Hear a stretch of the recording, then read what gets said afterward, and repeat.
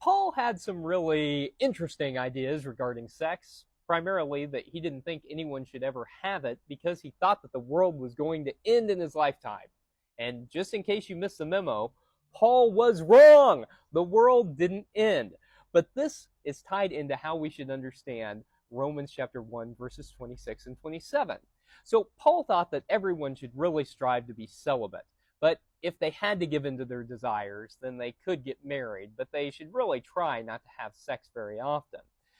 Paul lived in this culture that thought that the only reason you would ever go outside of that marriage to fulfill your sexual desires was that if your lust was just so insatiable that you had to get it fulfilled in another way, like, say, with someone of the same gender.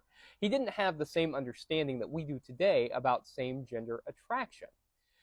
That's part of what's going on in Romans 1. Another piece is that Paul was making a theological commentary on what was common in Hellenistic culture.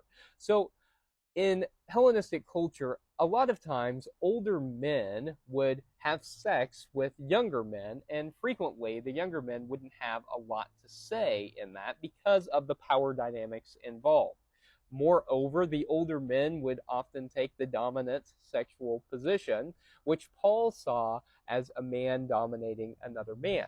So Paul believed that once people became Christians, that all those power dynamics were to float away, that they were to disappear, because everyone was to be equal in the body of Christ. So Paul is actually talking here about exploitation that is happening in Hellenistic culture, and he's condemning the way that older men took advantage of younger men in Hellenistic culture. So this has nothing to do with the way that we understand same-gender loving relationships in the 21st century.